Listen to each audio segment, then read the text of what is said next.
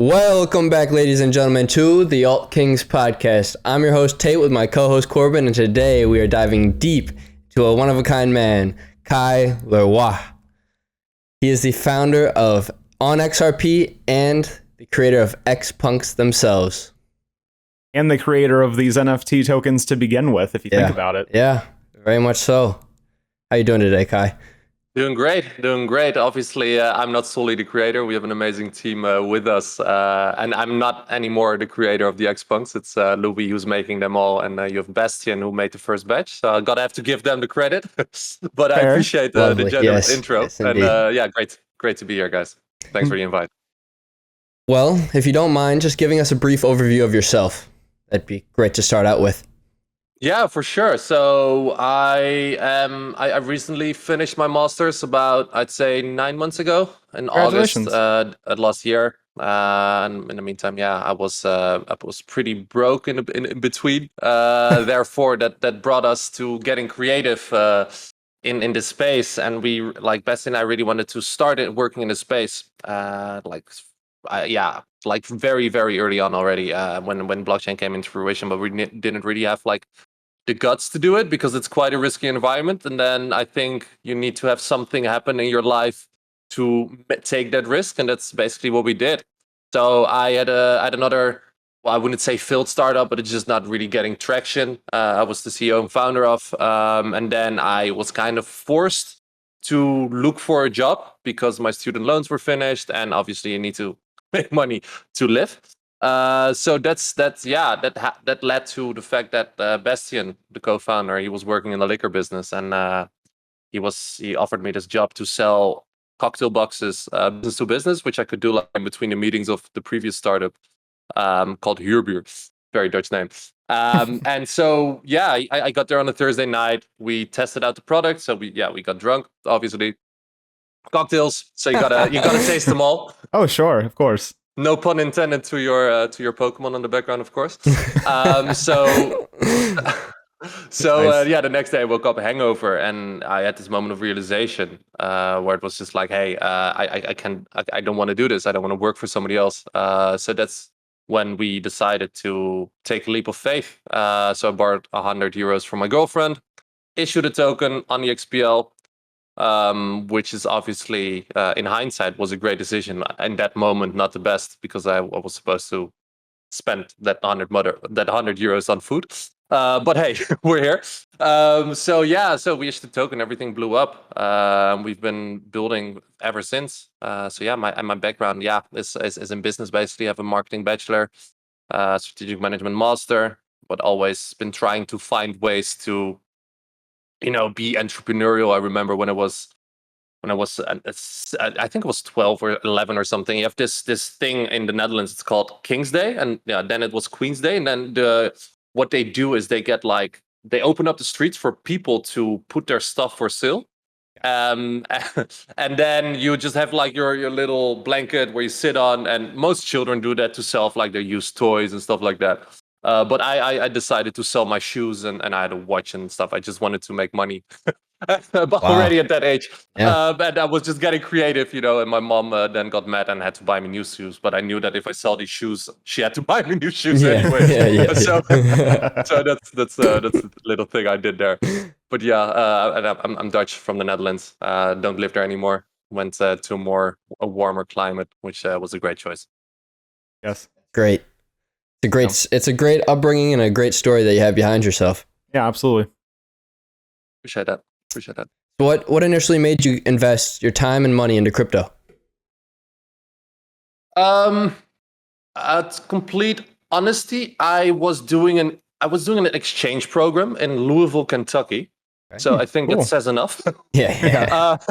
I was just really, really bored. And I just started, I think it was 2016, end of 2015. And I just decided to, discover new possibilities. And I stumbled upon Verge very early on. I think it was like 0.35 cents at that moment when I bought it. And then like 2 weeks later, John McAfee started shilling him.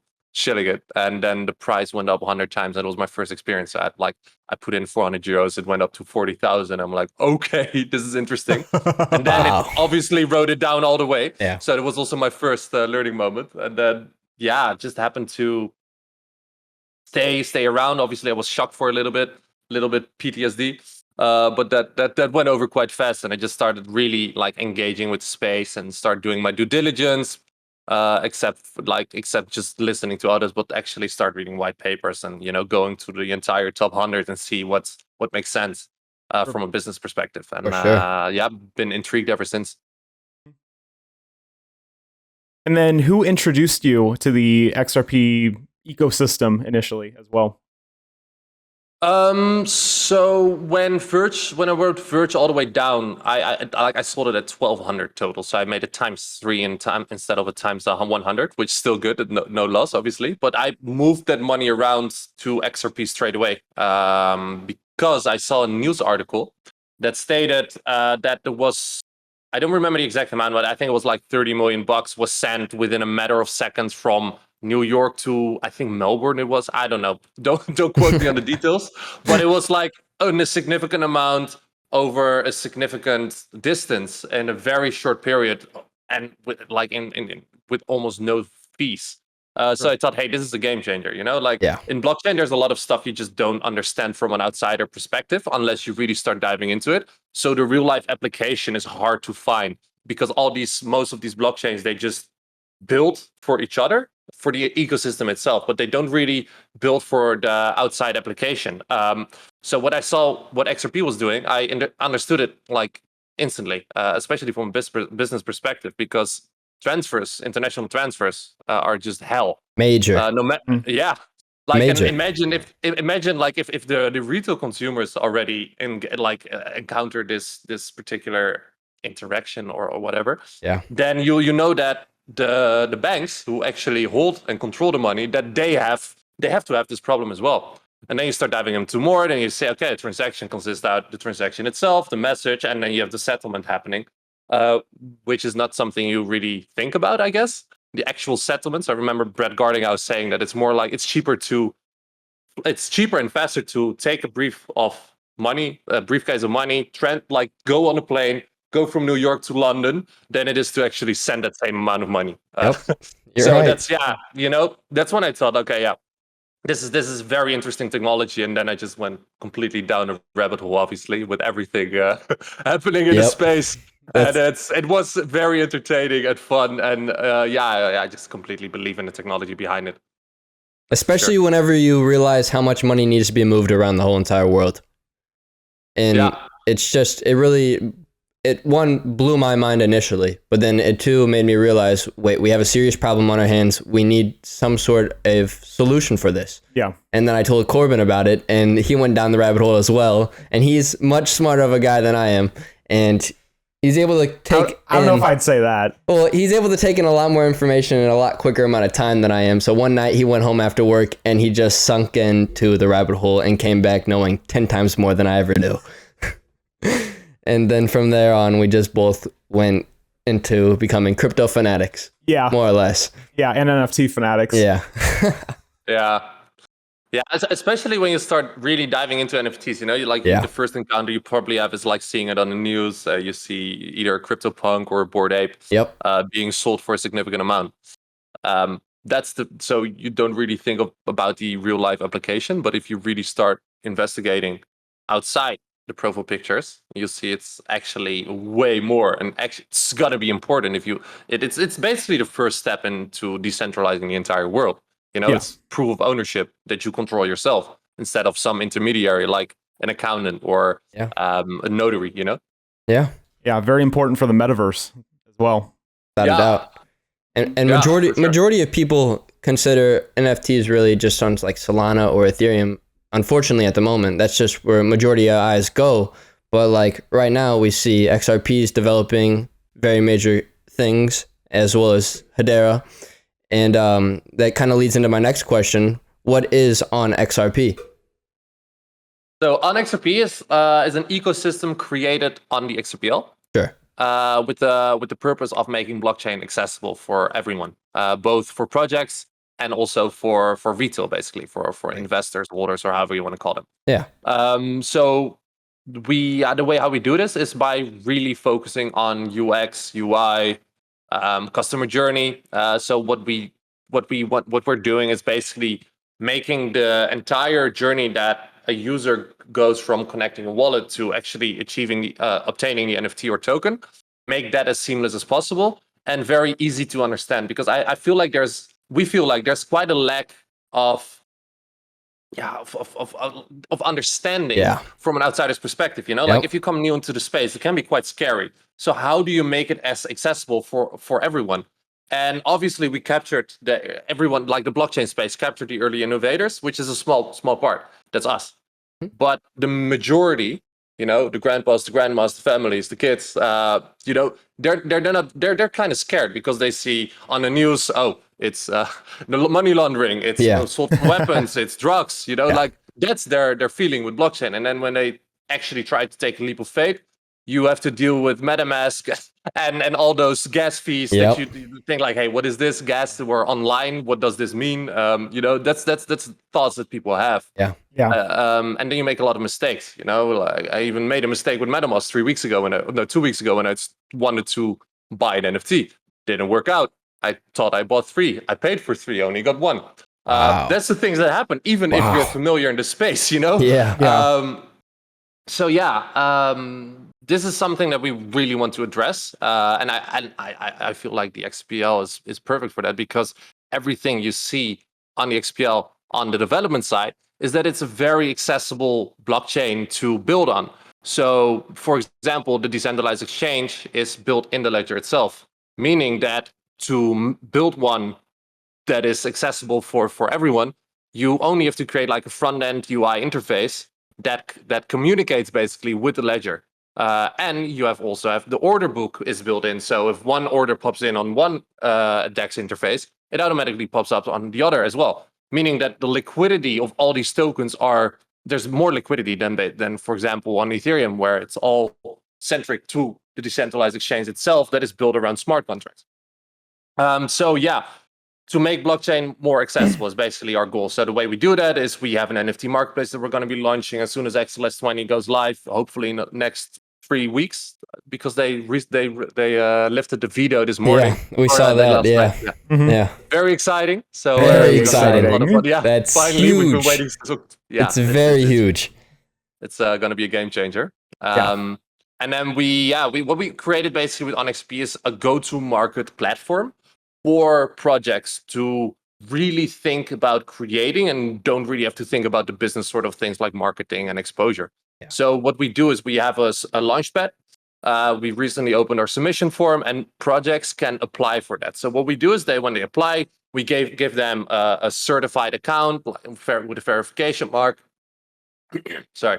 We give them the tools to mint and also to really give them some form of exposure so they can leverage our social media. We can do a podcast with them. We write articles about everything. That's also for making blockchain accessible. Obviously, we have about 80 or 85 educational articles to educate others with not like very hard terms, but really terms that are easy to understand for everyone. To simplify it all, yeah. Even my mom understands it. Wow, that's great. That's great. That is great. I've been testing a lot on her, like the customer journey, the articles, everything. And she understands everything. So that was the goal. It took some time, obviously, but I finally achieved it. So after these launchpad submissions, we hope for these projects to really for them to focus on creating the project, the roadmap, the white paper, and then we can help them bootstrap that initial point of exposure and also credibility for the investor side, on the funding side. Because what you see happening currently on Ethereum, Solana, there's a lot of money grabs. There's not a lot of value being created, but just a lot of value being pulled away from the space, which is not only horrible for the investor, but also for the project, because it means less liquidity for them to build as well. So we're finding a middle way for both projects and the retail side to really come together in a safer environment. Obviously, we cannot make any promises. There's going to be rug pulls. It's probably going to happen on our platform as well. But what we can do is minimize risks as much as we can. Of course. So we're also doing KYC, you know, for that's example, a big one. Yeah, for sure. We're doing one-on-one interviews with all these projects. You know, we're going through their white paper or their roadmap, depending on what they have, and really also give some advice if we have. You know, if we think, hey guys, maybe you should try this and this, we'll offer our advice, we'll offer our help, and that's basically what we've been doing for a long time as well with all these individual projects that are currently listed on our DEX. Same story. We really are aiming to help as many projects as we can to thrive and help them go to market. And we feel like the neutral platform onXRP is the way to go for that. So we don't pick winners. Everybody is welcome, even our biggest haters. We will not treat them differently. But yeah, obviously, even if like everyone is a competitor at the end for the XPUNKS in the basic sense, but we don't really feel that way. We feel like more over collaboration over competition, and that's why we created onXRP. So when you say you do interviews with them, are you making sure that they are like doxed people? Like they are? Yeah. Okay. Yeah. They have to dox themselves to us. If they don't do that, they don't get listed. There's been a case. I don't want to name it because I don't want to point fingers. There's been a case that we actually refused someone because they didn't want to dox. Their art and everything was intact and completely was great. And then something happened, causing a lot of investors to lose their money. Basically. Yeah, but I don't want to point fingers. But yeah, so it helps, you know, it helps. 100%. Obviously, yeah. If we all know what happened with BitConnect, they showed their faces, they were very public. But I do think that a person is less likely to screw someone if they know your face. 100%. Yeah, you know? That's no question. I mean, because if somebody sees your face, they're going to know exactly what you look like, and they can find out so much more information than just the face. Sure. Yeah, exactly. And it's easy to hide behind a mask or a profile picture, but it's a lot less easy to hide behind the face. Yeah. Yeah, most definitely. So how are you able to manage to get your brand to $100 million evaluation in 4 weeks? Which, another congratulations, by the way, on that. That's exceptional. That's insane. I saw that on Forbes, and I just had to add that. Yeah, that was a crazy period. I can tell you that was a crazy period. But yeah, I think it is in a sense it's quite simple. Meaning is that we promise things and we always adhere those promises. Sure. And that's how you create a community. You know, like stay honest, stay real. We never lie. We always keep our word. If there's something we cannot do, we tell everyone. We're all very transparent. But I think treat each other with respect and being honest is key in that, you know, having values and adhering to those values. I think that's what caused us to go to rise so quickly in such a short period. That's incredible. Yeah, and you're absolutely right. I mean, I've been in the project since it was worth like 60 XRP, and it was just like you would set dates and it's just like boom, boom, boom, boom, boom, one after the other, and I'm like, oh, wow. It was a lot of sleepless nights. I think that helped as well. Honestly, I'm not exaggerating. I think we were doing about 22 hours a day, and then sleeping like 2 to 4 hours for at least 6 weeks straight. At least. Holy the cow. entire team. It was insane. So we were doing like 3 work weeks in 1 or 4. You know. That helps as well, you know. So maybe 4 weeks is not entirely true, but it expedites the process 10 times faster. Yeah. Exactly. That's wild, man. Yeah, that kind of work ethic is definitely needed for such a developing space. Yeah. And the entire team has that. It's like they're very motivated. They love what they're doing, and they're great and very intelligent people. So it's a mixture of a lot of different elements that got together at exactly the right time, exactly the right place. And that has to be said. Do they all also have XPunk tattoos on their arms? No, they don't. They don't. Not yet. I'm trying. I'm trying very hard. But no, we have some internal deals that more people will get a tattoo on their arm. And I remember in the beginning when I got the tattoo, I think it was in November, that there were conversations in our Discord about people saying, okay, if we reach this price, I'll get a tattoo. And then there was this whole list made of all these different people, and then Louis, the current designer of the XPUNKS and also founder of onXRP, he said, "Okay, if we reach 100K, I'll get a tattoo of the list." And they screenshotted that, and they're still holding him up to that. So that's great. Incredible. Yeah, that's awesome, man. So what are the XPUNKS and what inspired you to create the project? I think what inspired me about like creating a punk style NFT project is obviously we love what the CryptoPunks stand for and what they've been doing for a long time. But our entire set, I have to add that our entire set is completely unique. The only thing we use a little bit from the CryptoPunks is the hair, and that's more out of a token of respect. But we don't use that in the actual minted series. So it's not an official attribute, but we still use it like in our Bradley Punk House, which is like our go-to, this hair. And that's as a sign of respect. But we don't use it as an actual attribute because we feel like we want to be unique. For sure. So what inspired us is, I think it's like the most, like we're going back to like when I was 6. And Bastian was 7 or 8 at the time. We're playing like Pokemon on the back side of our parents' cars. Pokemon Yellow, Pokemon Sapphire. That's all pixelated, and that's the start from internet culture. I think internet culture and gaming culture they connect so well, and they grew into this thing that we call the internet now. You have all these different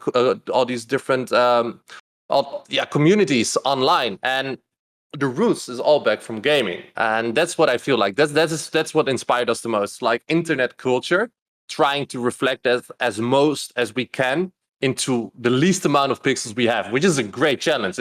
I know it looks very simple to create like a punk style NFT, but you have to be creative because you only have so many. So little pixels to work with. Yeah. Sure. That's what we wanted to reflect, and that's what inspired us to really that internet culture, that memes, and it's just a lot of fun. And we are the XRP community. We've always been a little bit the outsiders of the blockchain community. We've always been the outsiders, more or less. Yeah. And that's reflecting what it's about as well. The internet community is also a little bit the outsiders. I've always been an outsider my life, so that's what's reflecting in the punks, and that's what we've built upon. And we created the art style, and then we created utility for those punks, and we're doing everything we can to make sure that our holders are gonna be very happy about what we built, and that they're gonna pick the fruits from it, basically. And I can go on for a long time, but we love to hear that. We love to hear that so much. Oh, you want me to continue? Okay. No. You're good. You're good. So, how was the Ripple House experience? Being able to make NFTs for all of the guests that attended. It's such a crazy story. It was a lot of fun. So it was a 2.5 day event at South by in Austin, and the first day was not a great experience because it's in Austin. It went down to, I think it was like 6 degrees. Wow. In Texas. Oh my God. How often do you see that? It only happened when Dutch people travel abroad because they take the bad weather with them. But no, the first day wasn't a great experience. It wasn't too busy, but it was okay. It was, especially for Louis, it was a horrible experience because he was sitting outside making the XPUNKS of everyone. So it's fingers were like frozen. I remember having to like signing a contract there, and I could barely hold the pen. But then the second day came, beautiful weather, and it wasn't like the first day at South by, so people were really walking in, and it was so packed. The line in front of the house, I remember, was it was so long. And then inside, where everything was going down, you had this outside area with the DJ booth. Yeah. You had a big bar here, and then here is where we were having our stand. And Louis was making the XPUNKS, and then 1 or 2 people from Ripple were helping us because it was very busy. And then I remember that what I most remember is the one thing is that when you grow online, you see your followers growing. You know how it is with YouTube, for example, with you guys. But you see it growing, but you don't really experience it. Yeah. Sure. So now we actually experienced it. So what happened was that in the beginning it was people were like a little bit back down, and then suddenly you see a line evolving, and this line became so big that all the way down at the DJ booth you had people waiting. And I remember I wanted to go to the toilets, and it was behind the DJ booth, and I'm like, okay, I'll stand in line. But then I said, is this a line for the toilet? No, we're making an XPUNK. I'm like, whoa, how long? And then people were waiting for 3.5 hours for a custom avatar. It's not even. It wasn't even an NFT. It's a custom avatar. It's literally just a JPEG. Wow. But obviously, it's a cool JPEG because it's an XPUNK JPEG. The one of one JPEG. It wasn't an NFT. Yeah, exactly. So it was really cool. And then just experiencing that, I just stood like looking at that line for just like 20 minutes, like, whoa, what the hell happened? This is surreal. Yeah. Yeah. Were you able to attend the Ripple yacht party that just happened? No, fortunately not. I heard a lot of great stories about it, saw a lot of great footage. But no, we had an event with Link2, Global Investor Conference. I was speaking there as well. It was a really cool experience too, and met a lot of great people. Great. Very cool. That is great. Very cool. So I have one question, and I mean, I've obviously had many more, but how will onXRP be different than any other NFT exchange out like right now? How would you compare it up to like Sologenic? So I'd say the biggest difference is the UX, UI, and customer journey. It just when you look at the NFT marketplace, it makes sense. We actually released our first teaser today. I don't know if you saw it, but it's very awesome. It's a very clean looking marketplace, very, very straightforward, focused on the essence, easy on the eye colors, and an understandable customer journey that works both ways. And I think that's our biggest difference, the UX, UI part.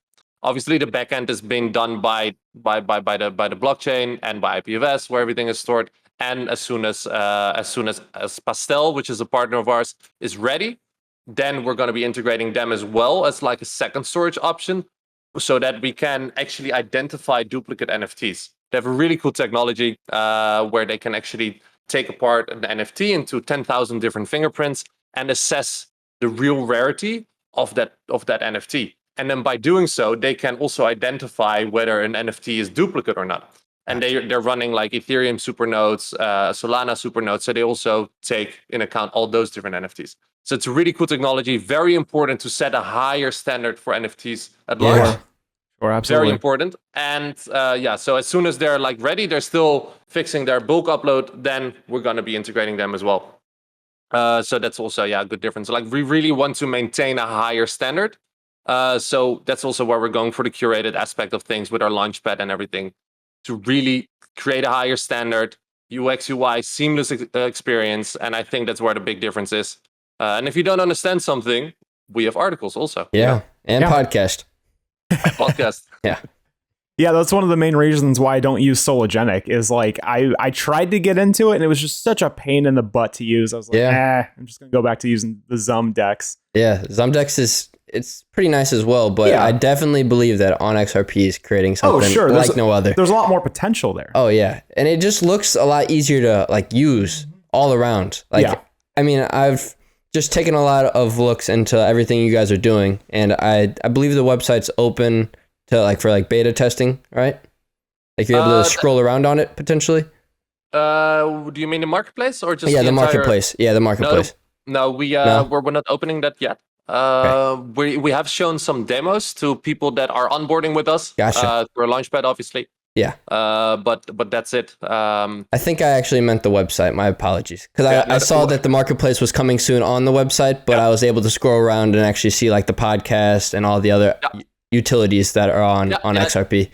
Yeah, that's the onXRP platform, which we're building out. NFT marketplace is going to be launched first. We have a game in development, which we also showed some teasers with. It's going to be really cool.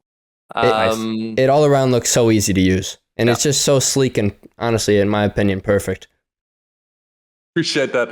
I'm very happy as well. Like we literally have 6 people focused on UX, UI, customer journey. 6 people. Wow. To make this like the best. I don't know. We just, as it should be. It's on the XP Ledger, which is the best blockchain, so it deserves the best ecosystem, you know? Yeah. And we feel like we made a promise in January to the XP community and the XPUNK community that we want to create something of a higher standard. We launched with like an MVP, which every startup does. And then we made a promise that we're going to be coming with something really, really, really cool, and we always keep our promises. So that's why we came with this. Awesome. So onXRP will have its own NFT as well, right? Maybe. Love to hear it. Secrecy. Do you plan on potentially collaborating the XPUNKS with any other XRPL project? As of now, not yet, because we really want to maintain that exclusive character. Gotcha. But we are after Mint, we're definitely open to discuss that. We've been talking to some people, like the Junkies have their game coming out, which is looking really cool. You have Monkey with their also their arcade game, which is fun. Mm-hmm. So for gaming collaborations, we're always very open to collaborate. For giveaways, not really. We don't really do that. Yeah. Really to maintain that exclusive character, but of course, definitely for games, because we're, like I said in the beginning, we're game nerds at the essence, so we love gaming. Yeah, I think an XPUNKS collaboration with the Junkies would be phenomenal. Yeah, the art style would meld very well together. Yeah, they do. Yeah. Now, they're great. Yeah. Kai, do you believe that the validator nodes will vote in favor of XLS20D within the first round of voting? Yeah. We are planning to be ready. Well, we're planning to be ready, completely ready with everything in 2 weeks. I expect that it's coming, at the end of June, that it's going to be voted in. That's what I expect. Around NFT NYC, I think that makes sense. It's between the 18th and the 26th of June. Yeah. Also for these validators, it makes sense. If you're going to vote something in this significant, you want to build up the momentum. You want to really go with a bang. So you first have consensus. We can still, it can still be reached if it goes live now, goes to 80% now. It will be done 7th. Consensus start the 9th, so maybe it's gonna be launched consensus in the next 2 days. I don't know. I do honestly really believe that all these validators, they already know about everything. You know, it's been coming, we launched in October, so they know. I think they've been waiting as well. Obviously, there's gonna be exactly. Obviously, they gotta have to do some testing and really their due diligence, which is obvious. But everybody's waiting on it, and I don't see any reason why Ripple would work so hard for this proposal to be ready. Opening up the creator fund, I think that they're in contact with the validators, which is their job as well, to really make sure that the ecosystem thrives. Of course, at the end, they're a company building on the XPL just like us. But we all want this ecosystem to thrive, and I'm sure that they're in close contact with these validators in some way, providing them the information they need to make the right decision. And that's why I believe that at the end of June, everything will be ready. Love to hear that so much. That is amazing. Finally, it's very reassuring coming from you, for sure. Yeah. I cannot make any promises, obviously. Of course, it's all speculation. It's all speculation. It's not financial advice. Yeah. At the end of the day. Decentralized network, but fingers crossed. Indeed. So where do you see the future of XRP and NFTs on the XRPL in the next 1 to 2 years? So I think Vitalik is not going to be very happy. But I honestly believe that, if you look at Solana, which is a blockchain that is most of it's controlled by VCs, then you have Ethereum with the high gas fees. Also Solana, when they did network, there was something wrong with the network, and within a day, other validators voted yes into turning off the network. Doesn't seem very decentralized in my opinion, but let's open up for discussion, obviously. And you have Ethereum with the high gas fees and inaccessibility, I find. So there's so much potential for the XPL. I really believe in it. So I think the future is going to be very bright. I think for Metaverse, all these transactions is going to be a huge benefit, not only for banks in order to facilitate all these transactions, but to do this in the Metaverse, you're going to have to have a lot of transactions as well if you have a lot of players, in games in general. NFTs, they also take up a lot of transactions, because I don't know if you remember when NFTs were not enabled yet on the Ethereum, gas fees were between $5 and $15.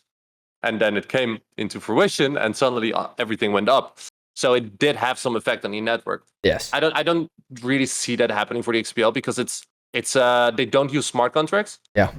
They use XLS20, which is not a smart contract. Even hooks is not completely Turing complete, which also takes like you don't need Turing completeness for smart contracts. Vitsabit will tell you all about it if you get him on the show. So yeah, Cool.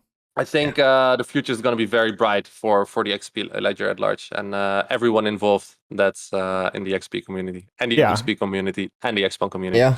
Oh, for sure, for sure. Yeah, it's kind of interesting too, because if you think about it, it's kind of the only network that is stable, low gas fees, accessible, thanks to you guys, and there's no reason why it shouldn't really kind of just take over the space. Yeah. I mean, Ethereum does have that, history behind it, and Solana kind of as well, but there's no reason why XRP can't go far above it, similar to a situation of where Ethereum probably will overtake Bitcoin at some point.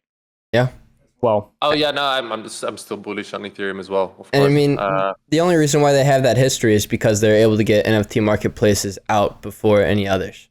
Yeah. Well, I mean, they were the smart contract functionality was first designed on Ethereum in the first place. Yeah. But you're right.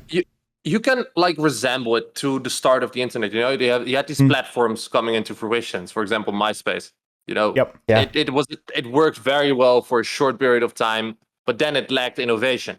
Then Facebook came in, and they knew how to capture the market, and how to monetize the entire system. And now it's one of the most valuable companies in the world.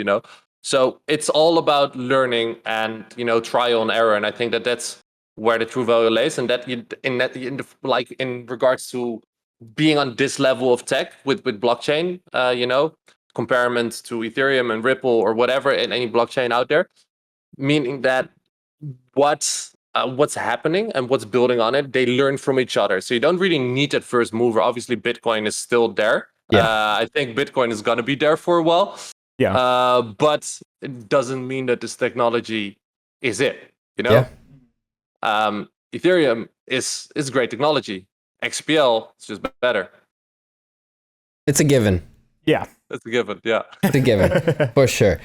I had one question, though, just about NFTs and the XRP. So say if XRP were to go to like $10, do you think the price of these NFTs, as they are now and as they fluctuate, do you think they'd be stable at those prices? Like, for example, like XPUNKS, it's at roughly around 4,000 XRP per one NFT, or the token for the NFT. Do you think, so say if XRP shot up to like $5-10 before XLS20 even came out, do you think XPUNKS would stay at that 4,000 or even go higher past that? I don't really know, but what we've seen happening throughout the months is that when XRP goes up, the price goes down a little bit, and then it overtakes. And when it goes down, it has no effect, or actually the price rises. So what we see happening is that we have a very loyal community that believes in us. Sure. As the XRP community is also very loyal in their holdings. They don't sell. Yes. And I think we see the same thing happening with NFTs and really the community aspect of things. Gotcha. Yeah. It all depends on, technically, I guess you could say, community strength. Yeah. Absolutely. Plus development as well. Yeah. Makes sense. Because I was just curious about that. I was just like, what if XRP goes to like $10 and then the people in these NFT communities, I mean, I guess they'd just be selling their bags for the price to depreciate. But I don't see that happening with a lot of them. Yeah, it kind of makes sense too if you think about like the original CryptoPunks with Ethereum, because they were minted when Ethereum was triple digits, if I remember exactly around what price it was. But that's why I think they're selling for so much, is because they were minted for, X amount of Ethereum. Yeah. And then now that the price is thousands of dollars and, there's going to be appreciation as time goes on anyway, that's why they're going for these absurd amounts, or it's money laundering. But, No, I think you're right. I think the price of the NFTs reflects the technology that is built on. Sure. Yeah. That makes all the sense. Where do you see this whole ecosystem 5 years from now? I think we're all going to be stuck in a basement with a headset on our face and just, living life in the digital world now. No, we're going to own nothing and be happy. I think we've seen a lot of upside, downside, and with everything happening. I think we've we will see a lot more companies and projects built on the XP ledger. Yeah. I expect by that time Hooks is going to be live. So then you have like smart contract capability, which will open up an entire new ecosystem. So yeah, I think a lot of the current projects built in crypto at large will not see that timeline 5 years from now, like in regards to blockchains, tokens, projects, or whatever. But I do think the ones that create value and can maintain this community engagement, they will thrive more than now, and they will grow steadily, and more people will enter the space, and they will stumble upon these projects. These projects will keep building. They'll keep giving their word, keeping their word, and that will generate into this new ecosystem with like same after the .com bubble. There were a lot of internet companies being built out, and then at some point the bubble burst, and a lot of companies failed, which is obviously very sad. And then at some point it went up again, and now you see the internet thrive as no before. You have companies like Amazon, Facebook, all these platforms that help make the internet shape, basically. 99% failed, 1% won, and we see that 1% thriving today. Yep. Yeah, I think it's a very logical cycle that you'll see in a lot of economies happening. But there's no reason for us to have over 10,000. I think it's over, honestly, closer to 20,000 now. Cryptocurrencies out there providing something, shape or form. Like, we don't even know what majority of these are providing in utility. They're just memes. tokens. That's their utilities, memes. Yeah. Yeah, there's a lot of misconceptions about utility. Maybe we should write an article about it for onXRP. What does utility mean? That's a great idea. That is a great one. Yeah. Yeah. Well, I'm trying to stay away from the biased side of things or the subjective side of things. Yes. Yeah. I know, fair. Corbin, you had one more question you wanted to ask him about his name. Bradley Punkhouse. Oh yeah. Sorry. What is the history behind, or like the story behind how you came up with Bradley Punkhouse? So the name. Obviously, when you're in the XP community, you follow Brad Garlinghouse. Yes. You want to see what he's doing, the steps he's taking, and I find him a very, very interesting person in regards to his strategic decisions, his interactions, his communication. So very charismatic. It was out of a token of respect that Punk House, Garling House, Bradley. That's it. That easy. Yeah, that was well done. So, well done. I didn't want to go live with my phone name. Of course, you have to go use into that. Yes, of course. That, have you ever met him, Bradley? No, I have not. I have not. No. Soon to happen. No, I happen to not manage to go to the events that he was on. So maybe that's unfortunate. In Austin, maybe at NFT NYC, we'll see. Yeah. Indeed. That would be cool. Kaj, we thank you once again for coming on, and if there's any other information you'd love to tell to your community about onXRP, anything of that sort, it'd be greatly appreciated. But if that, we thank you once again. Thank you for having me, and it was fun talking to you guys. Awesome. Well, with that being said, this has been the Alt Kings podcast, and we will see you next episode. Wow, I completely missed it. Thank you. Thank you once again, man. So much. Thank you, Kai. That was great. That was great.